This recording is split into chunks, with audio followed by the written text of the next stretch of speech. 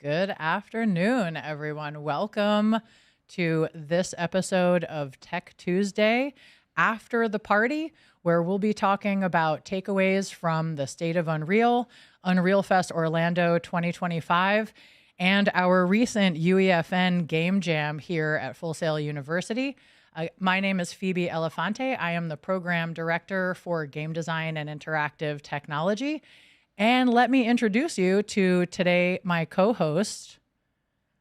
This is Sean Kendall, my partner in crime. Sean, would you take a moment to introduce yourself? Yes. I'm Sean Kendall. I'm the program manager for the Game Development Bachelors, as well as the AI CS Bachelors here at Full Sail.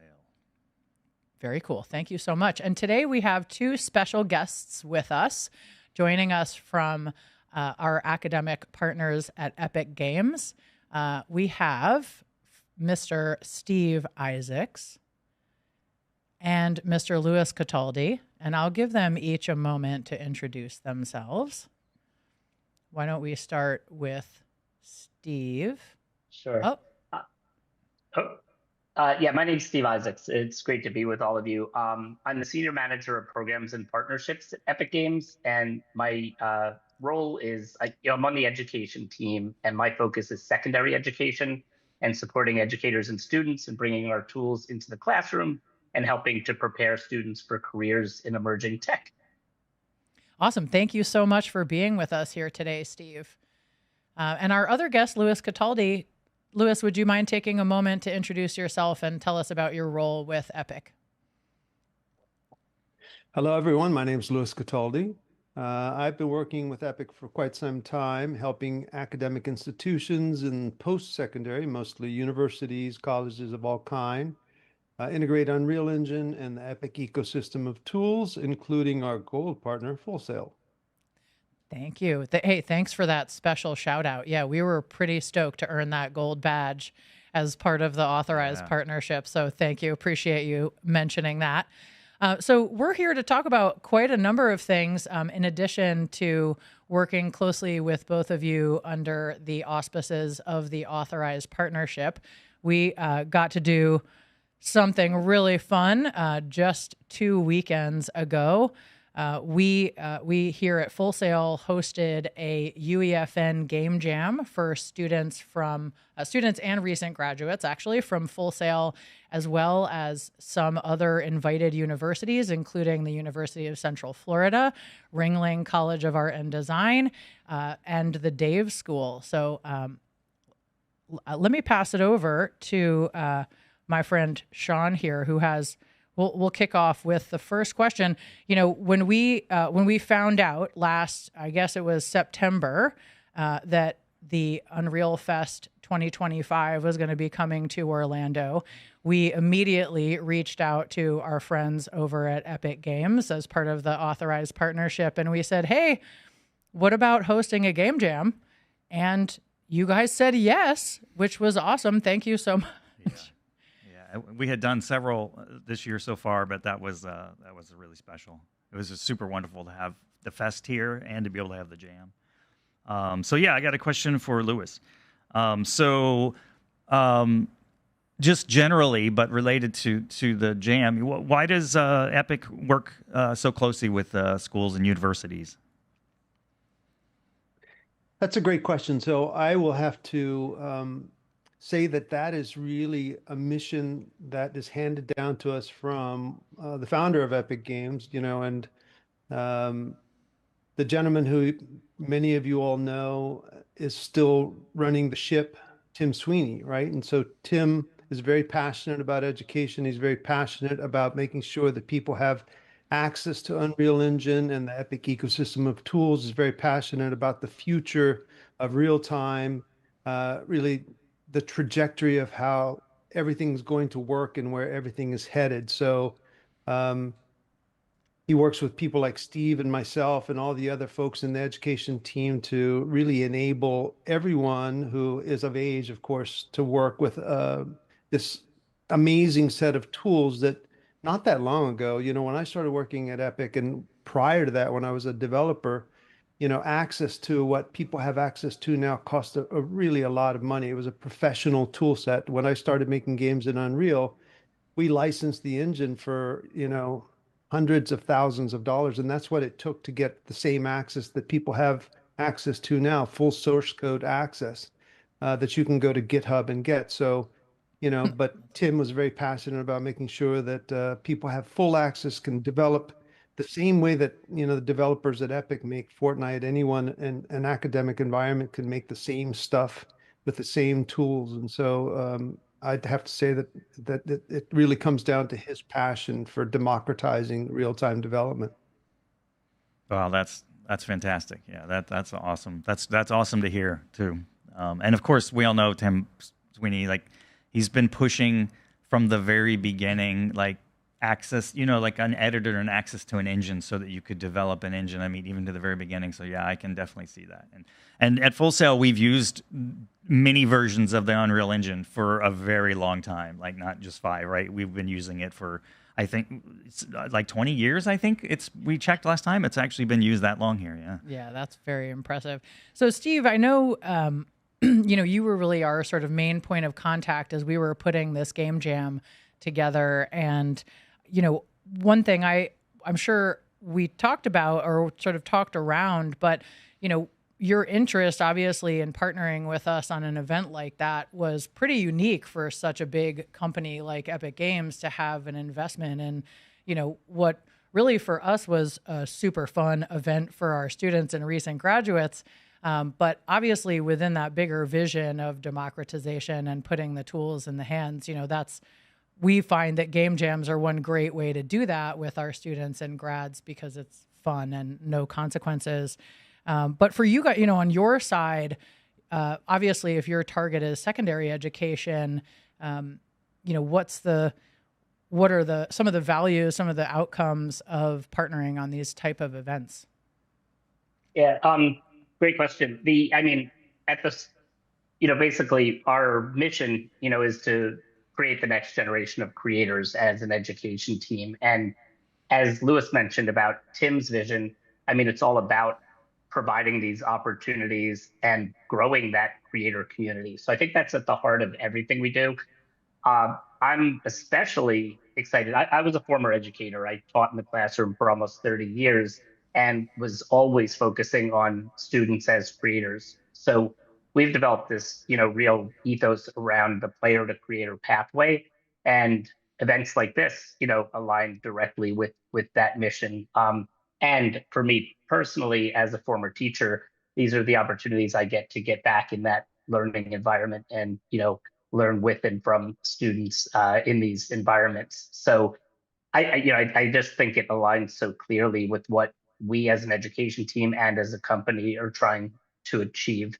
And, when we have partners like Full Sail, especially in a case where, Full Sail, one of the things I really value is that you're very interested in outreach with the younger, secondary community. And we've had that with other organizations. We work a lot with the University of North Carolina in Greensboro, and they really value supporting secondary education as part of that pipeline. So we have these opportunities to kind of, bring both sides of that and really see that. And we'll talk a little more, I'm sure, about the event that we had for secondary students, teachers, and parents at this event, which really, also aligned perfectly with what I'm trying to accomplish.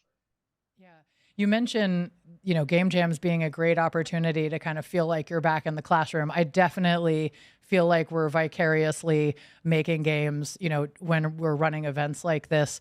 And one of my favorite moments from the game jam itself was when you were partnering with one of our game jam teams, to solve a pretty complex gameplay mechanic problem that they had been dealing with. And, I think you were heads down with a couple of the students for several hours, really getting into the nitty gritty of it, figuring out if they needed to add verse programming and really diving in. Excuse me. But before we go too far into it, I know we have an awesome compilation reel of the final day of the game jam. And so maybe while we speak to some of the format of the game jam and what we did there, if our production team could play that compilation reel, that would be awesome. So you guys can see some of the highlights.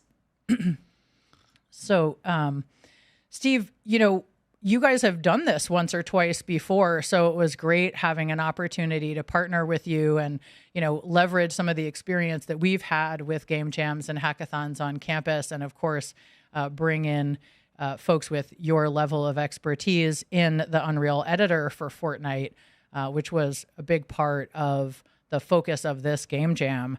Can you talk a little bit about the format that we used for the game jam, and why it was that we chose the UEFN toolset? Sure. One of the great things about UEFN is it is a reasonably easy entry point into editing, in the Unreal environment.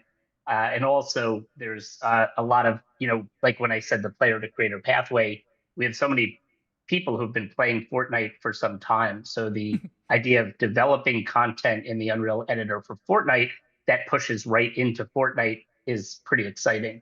And with that, what we do is we don't assume any prior knowledge when we come into one of these game jams. So we started out Friday night. We had a great workshop for about 2.5 hours with our awesome partners at Clever Lake Studios, who just do an amazing job of breaking it down and, helping people on board from the start. We've been working with them in so many of our. They were fantastic. Sorry to interject, but they were great. They did such a good job. They were so high energy, for the whole weekend. Yeah, so it was great having them around. And there's a really cool format change, and we've done several game jams this year for like different ways, but this idea of training everyone on the tool but not working on the game yet is really, I really love it. It made it so neat when we came in Saturday, because even though the teams got to think about what they were doing, it was like kind of a more level playing field, I don't know. It just was really cool. Yeah. And everybody's like working together too, because they were all just learning. So before the competition started, you had this great kind of like moment of cooperation, it was really cool. Yeah, absolutely. And what I love is, we intentionally end, with about a half hour or so to spare to allow students to connect with other participants and form teams. And it's amazing to see these teams form, because some of the kids come with people they know they want to work with. I would say most teams, even that came with people they wanted to work with, picked up an additional team member and all sorts of great things like that. And then some that, were 4 people that didn't know each other that, form a team and work through the weekend. So that's part of that first night, is they have that opportunity to form teams and start to ideate based on the theme for the weekend. And then, as Sean mentioned, they come back Saturday morning, I think pretty excited and ready to go with that, foundational knowledge. They spend all day Saturday. We go from 9 a.m. to midnight, a few nice meal breaks in between. And again, that Clever Lake team and also Lewis and myself and a bunch of great mentors from Wholesale were there all day to support the kids as they had questions. As you mentioned, I got to sit with that one group for a while, and that just reminds me of the fun. I think troubleshooting students' problems was probably the most fun I had, because that's where you sit down and I'm not the one who's going to solve it, but to be able to work with them, I think is really pretty exciting. And then on Sunday, we came back together at 9 in the morning. The students worked very hard until about 2. You start to see a little bit of sweat dripping at about 1:45, as they know Phoebe's about to yell keyboards down. And then we got into the judging and such, and then awarded some prizes and invited everybody to spend the rest of the week with us at Unreal Fest. Oh, and actually, I should throw one more thing in. One of the other key pieces of this whole format, which is we did this last year at Unreal Fest also, and I absolutely love it, is when we do bring everybody to Unreal Fest, we have a great showcase at Unreal Fest where these kids get to show their games off in front of such an amazing group of creators, staff, guests, and things, and really get feedback and network. Yeah, it was, I think when we are doing these game jams, obviously we're hoping that everyone that participates is going to have fun and going to get something out of it. And obviously, being introduced to a new tool like the Unreal Editor for Fortnite, which our students are not learning how to do in classes. They are learning Unreal Engine proper, and the ways in which UEFN is the same and different, some of that knowledge translates. But being able to sort of put it in their hands and have fun is obviously, one of our desired outcomes. But we really could not have imagined a prize like attendance at Unreal Fest when we were originally planning the game jam. So that was a really incredible opportunity to be able to send students to Unreal Fest. And in a minute, we'll talk a little bit more about what that means and why Unreal Fest is such an incredible opportunity for students and recent grads to attend. But maybe, Steve, if you can speak a little bit to how UEFN differs from Unreal Engine, that would kind of help some of our viewers understand where things are different. When we're talking about Unreal Editor for Fortnite, we're not exactly talking about Unreal Engine, although they do share, obviously, a lot of capabilities. Yeah. Yeah. And I'll start even with a little quick history lesson. Before we launched Unreal Editor for Fortnite, we launched Fortnite Creative, which a lot of people remember as Creative. They call it 1.0 often. And that was working right in Fortnite and building game experiences and all. And then, we introduced Unreal Editor for Fortnite, which was a much more powerful tool set that essentially puts students or people in the Unreal Engine editor environment, but with all of the assets from Fortnite. So they have, all the prefabs, all of the gameplay devices, all of the built-in game mechanics that come with Fortnite, the multiplayer capability, all of those things come baked in. And which is really neat because as they just get started building their environment, once they hit launch session, it actually opens up Fortnite and they're playing their experience in Fortnite, which for those of you who use Unreal Engine, you'll know that when you hit play, you're working and just testing in the Unreal, environment in the Unreal Editor. So, there many of the features of Unreal are present in UEFN, like the terrain builder, Niagara visual effects, Lumen lighting, and there's a language in UEFN called Burst, which is a functional programming language. And those are some of the pieces of UEFN versus Unreal Engine, which has blueprints, as the coding environment, has certain, there are definitely differences for sure in terms of the power of each. But what I love is that the kids that are working in UEFN are getting that experience in the editor that is very transferable also if they move into Unreal. And I think we also brought a lot of people from Unreal the other way to UEFN because they were able to take those skills. But it's, similar, but there are definitely some, nuanced differences. But again, the feel of it is like being in the Unreal Engine editor, which is great. Yeah, thank you. That is a great explanation. I've got a question for Lewis. What would you say Epic's desired outcome for a game jam like this? So I think getting people to jump in and experience building a game without necessarily a lot of the road bumps that can be associated with trying to come up with an idea and implement it, with all the successes and failures, primarily the failures that sometimes get associated, with starting from a blank slate, right? And so one of the amazing things about UEFN is that, there are some great directed experiences that come along with the UEFN environment and tool set. And, kind of like what Steve was saying, it's kind of like if you were to go into this massive commercial kitchen and try and figure out what to make for dinner, right? Like if you go into Unreal Engine, it's like a blank slate. You can make anything in there. Every ingredient, every appliance is there for you to make anything you could imagine, including the most massive meal for everyone ever. But then that means that the onus is on you to figure out what to make, how to assemble it, put it together, and actually deliver it on time and on, budget and whatever all those things are. And that requires sometimes a lot of skill, right? And leading up to all of the small skills and small victories that to get there can be daunting at times.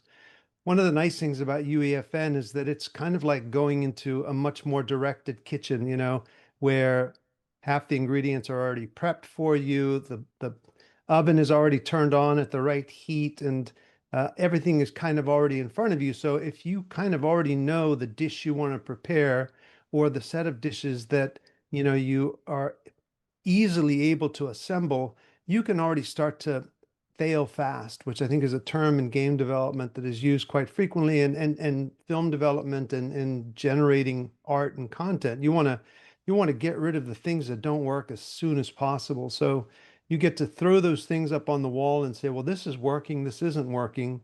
And you get to do that without having to do all of this work in the front of the project or the idea, and get to go, well, that's good. Let's keep that in. Let's keep this in, and start to assemble your meal, your experience, the thing that you want to ultimately deliver. And so through that process of trial and error, you become a really good designer, developer in general, which can be a lot easier in an environment like UEFN, where a lot of the stuff is already prepared for you. Of course, you take that straight into Unreal Engine, and you can do whatever you want in there, and it's very powerful as well. But it can be really an empowering environment when you can just get to the work that is building fun, or building, like cooking a delicious meal. You get to delicious as opposed to just mixing a bunch of stuff and hoping, crossing your fingers that it's delicious. Yeah, that's a great analogy. One of the students who participated in the game jam said that UEFN felt like reverse blueprints for him. So, the sort of transition was, everything is already done for me. Now I need to kind of reverse engineer my thinking as a designer, rather than focusing on building out capabilities or functionality. Really what I'm doing is getting to my end product much more directly, and then sort of undoing or redoing things kind of from that point, which I think is a very different way to approach design. And, I think for us, one of the things that has always limited students in, learning anything within the game industry kind of subject matter is that, technical mastery, that sort of wall of experience and expertise that you really need to build in order to feel comfortable enough in that professional tool set, so that you can bring to life the designs that you have in mind. And with UEFN, it allows you to do that a lot faster, in a rapid prototyping kind of environment. It doesn't really matter what all of the finished art assets look like, except, when you're a player, you're really going to care about that kind of thing. So I think it's cool that it puts those tools into the hands of designers who haven't necessarily also mastered 3D modeling and animation and cinematics and all of that sort of stuff. So, yeah, I have to say that we don't in the game development we do teach Unreal because we're using the C++ interface, and the developers are meant to build the engine and like extend components. But UEFN is kind of high level from where we're coming from. However, and this is interesting because nobody mentioned this already, so I thought it was really like critical feature. But if you want to do some testing with online multiplayer, I immediately recommend you just start doing it in UEFN, because you're going to skip over all of the troubles and get right to working out your game problems. Right. I mean, even if my students were going to ultimately implement some sort of network communication protocol, they can't play test it until they do that. And man, you can, just the fact that you can get all of that networking going is just so super awesome. I mean, that is a major leg up. And I know that, I don't know if every team, I know it was shared experiences, so I don't know if every team used it. I'm guessing they did in all the entries. I mean, I know most of them were doing multiplayer, which is just so cool. Yeah, actually, I think we did skip right over that. But the theme of the game jam that everyone was working towards was shared experiences in alternate universes. And that was, very wide, very open ended, but also definitely with the intention that some of that built in community, capability is what the teams would be exploring. So. Yeah, that absolutely makes sense.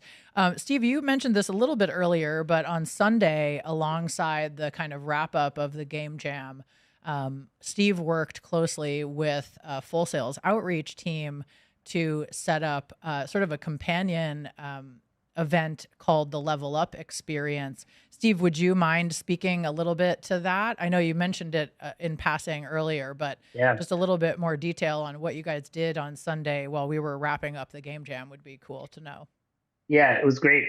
Big shout out to Andrew Duncan and his team, at Full Sail, because as we were, we spent a lot of meetings leading up to this event, and then brought the outreach team in, and we're talking about doing something for secondary education, which of course is near and dear to my heart.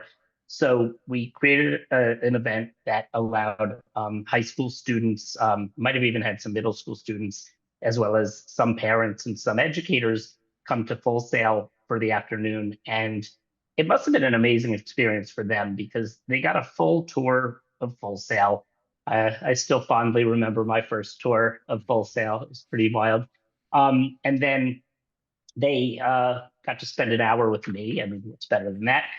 We did a presentation about, some career opportunities, and they got to see a little bit about what's behind Unreal Engine, UEFN, and even Fortnite Creative, and some of the courses and things that we have that help students get on their path towards these careers.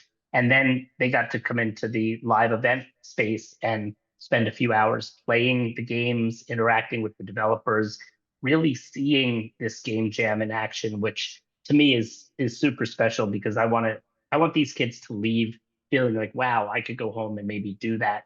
And then they got to even play and vote on, their favorite games. So I think that event was a real success, and I'd love to be able to do that more often at other things like this that we do to, to bring that opportunity to, that high school crowd or younger.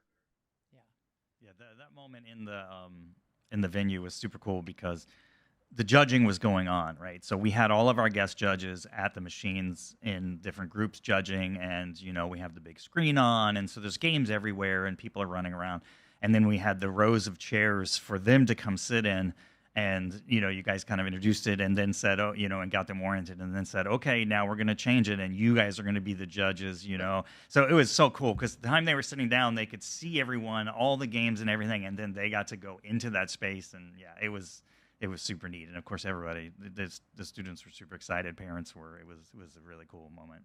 Yeah, it was really fun. And we definitely plan to do it again. I think, it can be a little bit intimidating to think about taking on some kind of technical career until, you see how much fun it actually is to do it. And, yeah, there's plenty of times when you're banging your head against a wall or a computer or what have you. But when the outcomes especially can happen in such a short period of time, just to the point where you can get it playable, you can share it with your friends, you can get some feedback on it and really start iterating and improving yourself as a designer. So obviously, we do want to speak to who won the game jam. And I'll just speak. We had a couple of categories. So our folks from the Level Up Experience voted for their top 3 fan favorites of the 11 projects that were completed over the course of the game jam. And so we had our first, second, and third place overall winners.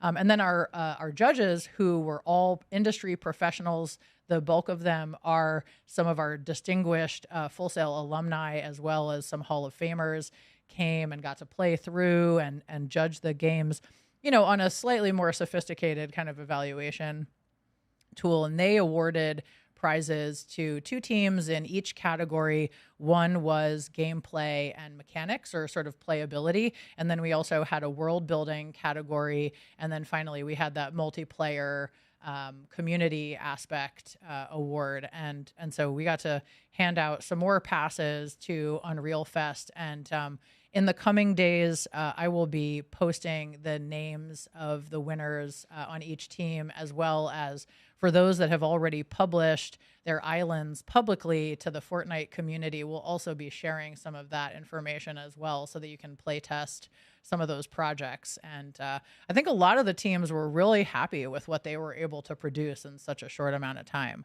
And of course, you know, the best possible outcome was everybody got to go to Unreal Fest, which was starting technically badge registration was the Monday after the game jam. And then we all dove into panels and activities and experiences at Unreal Fest.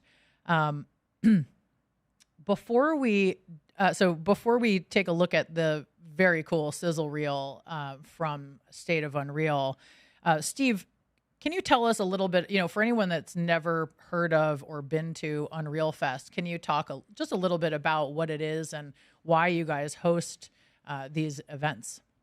Yeah. Unreal Fest is, basically our company community convention. We run them now in, I believe, 4 countries typically. So this was our US one, which is probably the largest. We have one coming up in Stockholm, I believe maybe Shanghai and Bali as well. But it's just a great way to bring the community together. It's a lot of like-minded people, of course, and we provide some really great talks as well as hands-on labs throughout the week, and a lot of opportunities for networking. And one of the things I just love to point out that's been interesting to me the last few is that now with the Fortnite creator community growing as it has, not only do you have your typical Unreal developers and engineers and such, but now you have this great community of kids from like 18 to 25 years old that are doing amazing things with this tool. So that's a very interesting element. And of course, for the students that came, it gave them access to that whole community, which was phenomenal. Yeah, it's super cool. We got to talk to those guys at the Jam showcase. They're kind of like the social media influencers of the UEFN developer space. It's really it's a quite interesting culture that's evolving there. It's neat. Yeah, I was excited to run into a couple of Full Sail alumni that I think weren't aware of as UEFN creators. So that was an added bonus. Shout out to Jezzy in case you're watching. That was pretty if cool. I can add something too. Yeah, please.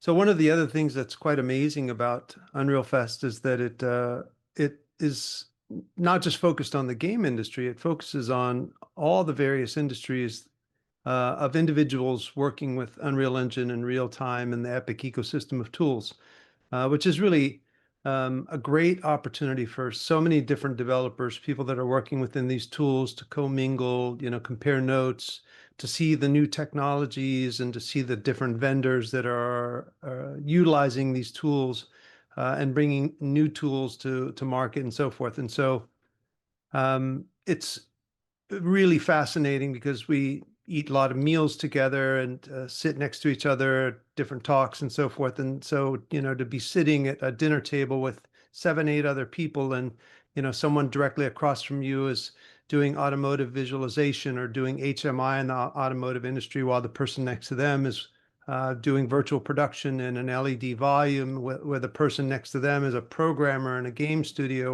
or a vegetation artist in a game studio, and the person next to them could be working on historical preservation. And, everyone's sort of comparing notes and talking about how they approach this, that, and the other thing and the challenges and exciting, things that they're discovering in the tool set.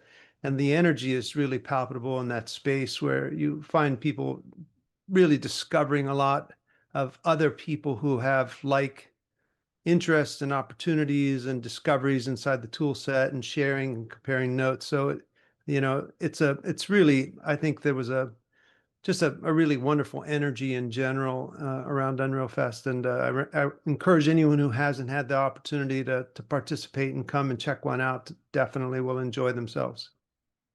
Yeah, I'll speak to the cross industry activity was amazing. And me and Fifi both are constantly kind of pushing this to all of our peers and everyone around us, especially because we're saying, when our students leave trained with this, you have more options than you might have thought you had at one time. There's so many ways you can go with this when you know how to use Unreal. But yeah, I went to like a couple of pure audio sessions that were just talking about the audio tools that they're using for like live audio production, like completely different uses than games. It was just amazing, and that's, of course, we know about visualization and VR and sim; those have been there for a while, but like completely new things that have, and in fact, like pushing the limits of Unreal right now. That's another thing that's really cool to be there, because we got to see, okay, what have people done and what are they about to do because of changes that are coming. And that's really a great way to stay ahead of the game too. But I want to ask you, Louis, as well. So we're going to watch a clip here in a minute. You can possibly give us an overview of it. So what is the purpose of the State of the Union presentation? State of Unreal. Union. State of the Union, yes. The State of the Union of Unreal, yeah. Right. The State of the Unreal presentation, which is like the opening keynote, but yeah, it's the very first thing, Yeah. So it's really fun because we've been, so right now it's called Unreal Fest, but we started doing, this conference, this type of thing, really, I don't remember, it was definitely before COVID. I don't remember which year we started, and we started, doing it pretty small.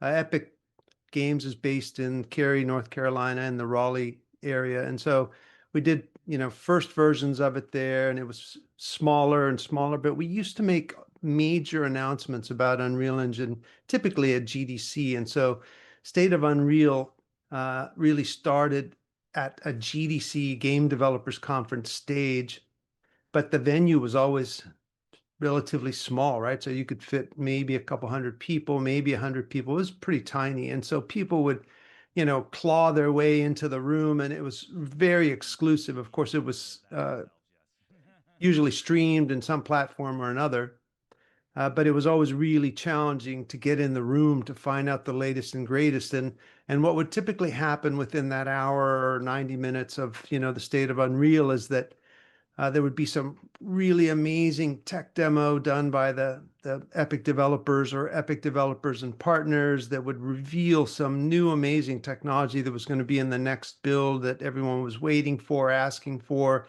And then you would see it, and your brain would just explode with just possibilities of the cool stuff you're going to do in the next couple months or weeks or whatever the case is, with new tech coming into the engine. And then all of a sudden, Tim Sweeney or, one of the principals at Epic would invite some partners on stage, and they would talk about advances in, simulation, tech, automotive, filmmaking, whatever the case is, using the tools. And it just would inspire everyone to sort of see what people typically ask about. What's Epic doing in the back rooms of Epic, right? And so, one of the cool things is that we, get to walk around and talk to people about some of these projects, but they're super secret for a long time. And then the State of Unreal is where it all comes to the main stage, and Epic lays its cards out and says, look at all the cool stuff that our community of developers are doing, what we're doing, and everything that's going into the tech.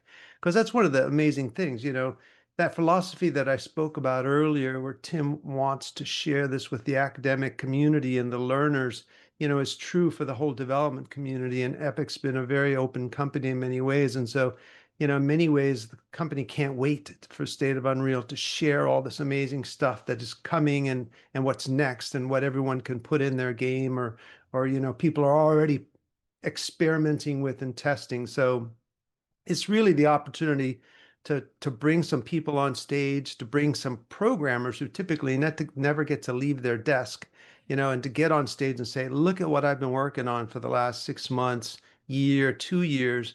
Here it is, it's almost done, or it's done enough for you to play with it. And here's what I've been able to make with it. Give it a shot. Let us know what you think. And it's, has this amazing energy behind it. And if you haven't gone to see it on Epic's YouTube channel, I encourage you to go check it out, because it's got some amazing energy. I was going to say, we do have a sizzle reel to share right now, but The entire recording of State of Unreal is currently available online. You can watch the recording in full. But let's show that quick sizzle reel to just give a little sneak peek at some of those incredible projects that got announced, or updates that got announced from State this past week.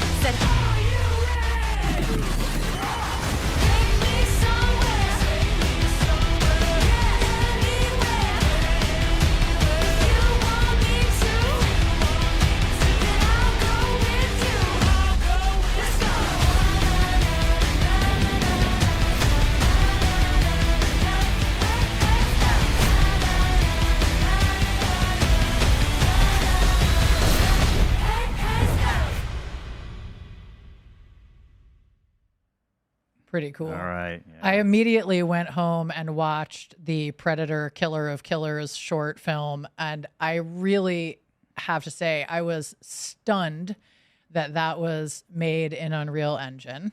That was made with the Odyssey pack, the stylization pack. Is that the case? Man, it is just totally mind-blowing. It looks like classic hand-drawn 2D animation. You would never know. And it's beautiful, of course. Yeah. So there's a long list of announcements that were made. There are obviously lots of great examples of projects that are either out or upcoming, from that sizzle reel. I know it was really hard for me to narrow down even like my top 3 of the announcements that were made at State, but I wanted to ask each of you before we shift over to our Q&A, what were Sean, why don't I start with you? What was your major, this blew my mind moment from the State of Unreal? So it's a little bit outside of my wheelhouse, but I recognize how awesome it is, and I really have to say 2 things. And maybe I'm taking somebody's thing. So the first one I'll say, and then I'll back off it, which was the AI setup they showed with Verse. Yeah. It was Epic Developer this Assistant. is actually, and actually this was one of the things about the conference in general that I thought was great. So, we're all kind of being in a wash of this AI, hype right now. And one of the best messages that came out of that was when Tim addressed it directly, even after they had shown this. And, really the message is AI is not taking your job. AI is going to be helping you with your job, And besides that, beyond that, there was very little I'm flushed with AI. It was really more about all these great working tools. So yeah. I just really dug that. But I recognize that the big one for a lot of people that's going to speed things up is having meta humans put into the engine. That's, of course you stole mine. Yeah, I know. It's because it's That's why I said one. It's Sean. super big. It's just it's a huge one, and all the animation tools, all of that in Unreal is going to change things. And yeah, we'll have to do one with all right, that was the your game top art 5. stuff. That was your top 5. Steve, what's your major takeaway from State that you're like, I can't wait to use this tool. I can't wait to see this tool used? Well, yeah, and I won't be able to stop with one either. The Witcher 4 demo was incredible, and just seeing, what's going to be possible, and see a franchise like that really working closely with Epic to create that is pretty amazing. And another one that always speaks to me, because I am a big fan of UEFN and what we can do with it, the IP integrations, Squid Game is being added to the list, as well as Airbender, and then they made the announcement that the Star Wars IP will be available in UEFN, and just the fact that people can create, content that's driven by that IP to create new experiences for others to play really excites me. And that AI demo, and also the fact of how we're going to be able to use AI with non-player characters in games is something I'm very excited about. Yeah, those were good ones. Yeah, it's going to be an avalanche, that IP, because now you'll have so many other IP providers that are going to want to be part of this now that you Let's have hope so. those major guys there. Yeah. All right, Lewis, you'll wrap it. You'll take us home with what was your favorite moment from State, and then we'll turn it over to our audience for some questions. Yeah, I'll save some for you also, Phoebe. But of course, the nanite trees is a huge, huge release innovation inside of the engine, right? So anyone who's making open world environments with massive forests is always a big challenge to make large open world environments with very realistic foliage and trees. And I spent, 3 years with the Quixel team out in the world scanning vegetation, which is really hard to reproduce, especially with, all the different cheats that you typically do in the games industry. But now with Nanite, you can generate meshes with infinite detail in every pine needle of a tree, which includes, billions of pieces of geometry that can be LOD'd into these voxels at a distance that still run at incredible frame rates on consoles. And so, once again, I'm pretty certain that someone at Epic found a downed alien spaceship, and that's where all that tech is going to the engine.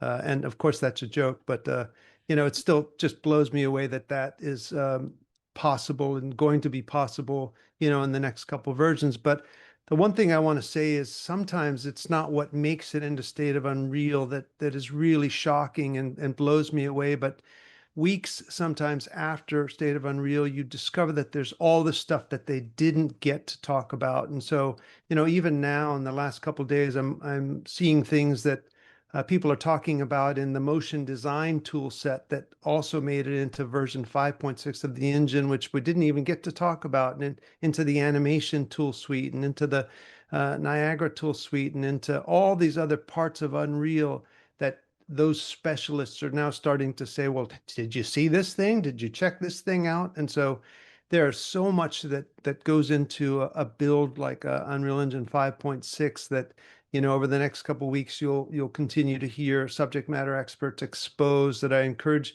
you to go and see something like State of Unreal and then go, well, here's where I'm really leaning into. This is my specialty. This is my area of expertise. And, where in there can I find, 4, 5, 6, 10 more things that are also quite amazing that they didn't talk about. Right.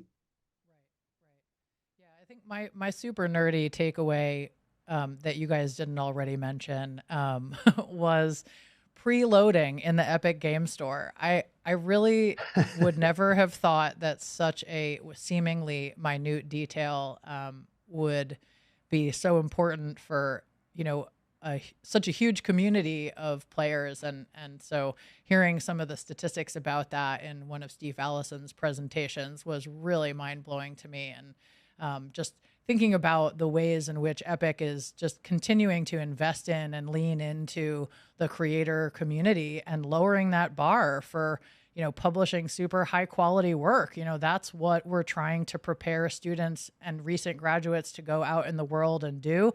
And it's pretty incredible to, partner with a company that is so, is really putting their money where their mouth is in that regard. And, you mentioned democratization. And I think that putting tools like that in the hands of the creators and making their product available to that community is, it's when it really comes down to it, I think in some ways that's what sets apart the game store from other distribution options.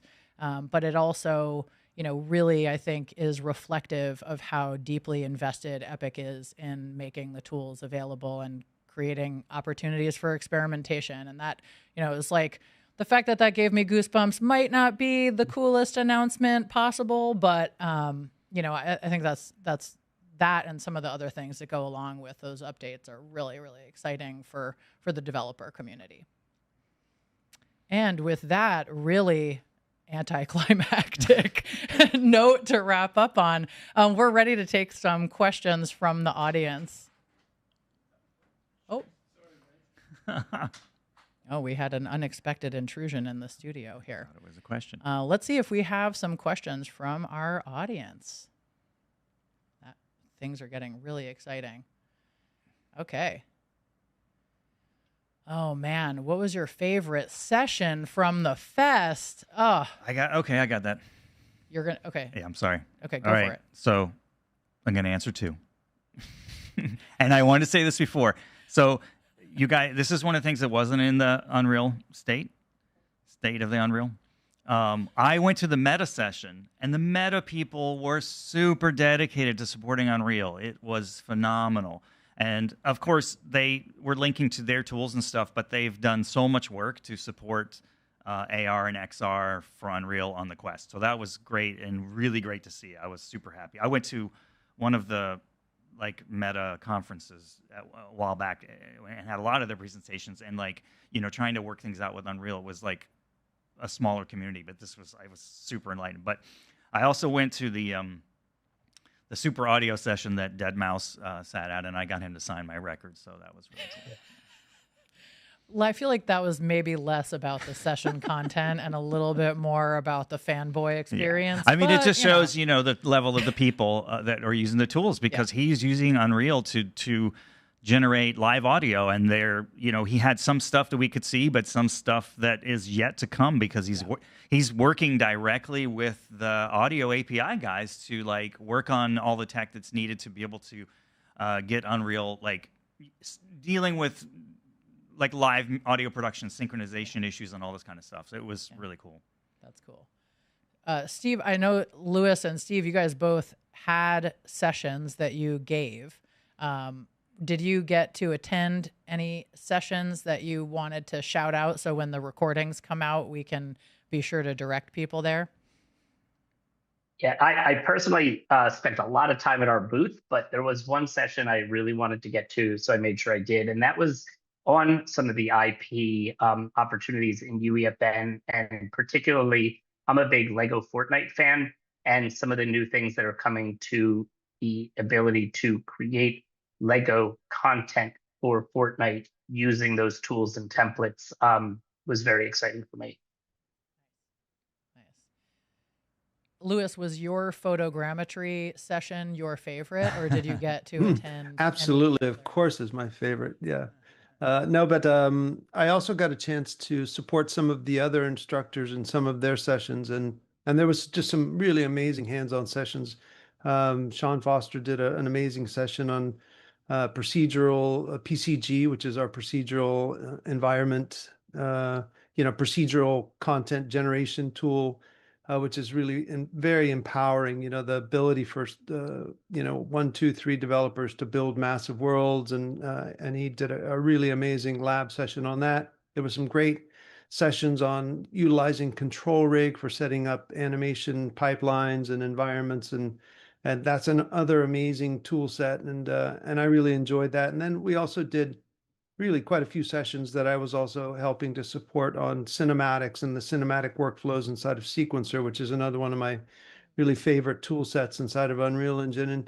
And it really speaks to, how people focus on really specific areas of Unreal, and they really specialize in them, and they develop very specialized workflows, and then they teach and train that stuff, and that there are people that are working as specialists inside of certain parts of Unreal Engine. And so it's kind of interesting how there are little mini communities and mini subcultures that kind of emerge from people that are either doing procedural world building or cinematics inside of Unreal, or character setup and that sort of stuff, and how each one of them can create their own very special favorite moments. Awesome. That's awesome. So the next question asks, do you have people working on creating videos and documents that can help people learn UEFN easily? I can take the first part of this question. So when you open up Unreal Editor for Fortnite in the launcher, one of the categories of project files that you can just automatically open is called the feature. Now I can't remember. Sorry, they're feature projects, but they're designed so that you can get into a really simple environment in the editor, and it already comes pre-built with some content that is both instructional as well as kind of experimental. So, they have separate ones for the conversation tool. They have ones for the terrain tool set. There's a wide variety depending on what you want to be able to do inside of UEFN. And outside of that, I actually do have some recent graduates working on creating some onboarding videos directed specifically to Full Sail students who are Unreal Engine users, but not necessarily UEFN users. But I imagine Epic is already tackling some of this as well. And I do know a little bit of this from the recent academic partner town halls. But Louis or Steve, did you want to speak to this one directly? Yeah, there are tons of resources. Our friends at Clever Lake Studios, they have something called the Clever Lake Creator School, which is the website, which I think the YouTube won't let me type in websites, but it's uefn.cleverlake.com, and they were winners of a mega grant to produce content to make it free for people on their platform. And we also, on the developer community for Epic Games, we have tons of tutorials, courses, all the documentation, the user forums. It would be smart to get involved in that. And that's dev.epicgames.com is at least the starting point for that. Yeah, and if I can add a little bit to what Steve is mentioning, when you go to the Epic developer community, there are numerous categories there. So you'll see a category for Unreal Engine and UEFN and some of the other tools. And so one of the things that is your first skill that I encourage everyone is to learn how to filter really what learning you are interested in. So if you're specifically interested in developing in UEFN, that you go and say, well, do I want to go and find a course in UEFN, just the videos from the community, the videos from the UEFN developers, the documentation, so that you are not just kind of finding everything, right? Because that can be a little overwhelming. If you take just a few minutes and become a little bit more directed about, what you feed yourself, you're going to become better nourished, right? And so take a moment, look at the filtering tools and say, I'm going to go and find this particular course. And there are some courses that we invest in, your first hour in UEFN. And those are really valuable because they are going to help you not to step on a rake and have it smack you in the face, right? And so do that, spend an hour doing that, and then you'll be in much better shape to go from there. Yeah, that's great. Thank you for mentioning that. The dev community is incredibly helpful. Yeah, but learning to find your way around all that content can be a real challenge if you don't spend some time learning how to do that.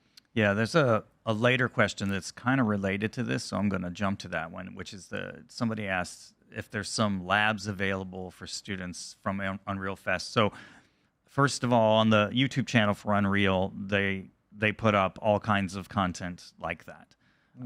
Now, the actual labs that happened on Unreal Fest weren't recorded, but I want to say some of the material from them are also available at the same place. So the Epic Dev site, really in all these cases, you're just looking at you might look for like Unreal Dev, and that's the thing, you might not think to use the word dev, but the trick is to search for the Epic Games Dev. If you just search for that, you'll find your way to like the huge site that contains everything, and that's everything backed by Epic.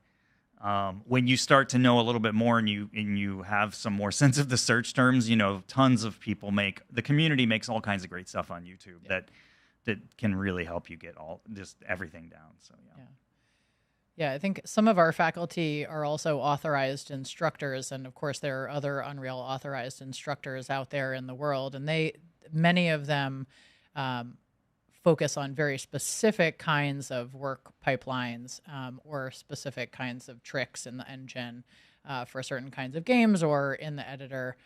So I think, using the tools that Epic provides to start off, this one of the other questions is, what advice would you give to a developer just starting to explore UEFN? I think that this is, UEFN is one of those tools that is designed to be very friendly when you're first exploring it. And that it's very, it's really hard to make a mistake in there. So if you just want to get in there and start making some stuff, I think that in some ways, just getting in the tool and starting to play around with it, opening up that content drawer and throwing in a bunch of these, prefab assets that already have, collision detection, and they already have, any kind of interaction and stuff kind of built in, that's a great way to do it. But, Epic, as well as some of those authorized instructors, have much more specific focused lessons for people who want to learn specific things in the editor. Yeah, good questions. I do want to say that there's a tremendous amount of content that was recorded from Unreal Fest, and typically what occurs is that after a week or so, maybe 2 weeks, there'll be a playlist that will be put up on Epic's or Unreal Engine's YouTube channel. It's typically on the Unreal Engine YouTube channel that will have probably most of the sessions that were held at Unreal Fest. But now a lot of the instructors that did the labs are also in the process of recording their labs, and those will also very likely be posted as well. Can't take my word that all of them will be, but we've all been encouraged and asked to record our labs, and then Epic will review them.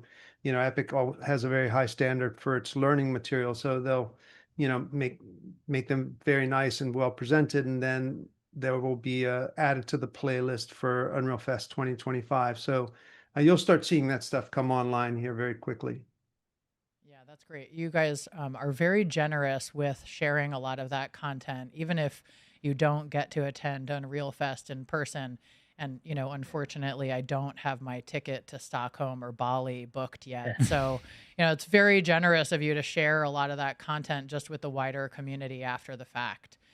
All right. I think we're getting the signal that our time is about up. I want to very, very sincerely thank our special guests, Louis Cataldi and Steve Isaacs from Unreal Engine and /Epic Games.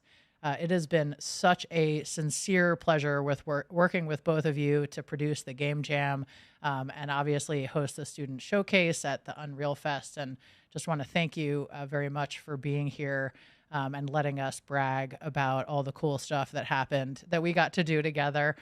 So thank you again for being here. Thank you, Sean, my lovely co-host. Thank you, guys. And thanks to our audience. Thank you so much for being here today. And we'll see you at the next Tech Tuesday. Have a good one. Thank you all. Yeah, thank you so much. It's been great.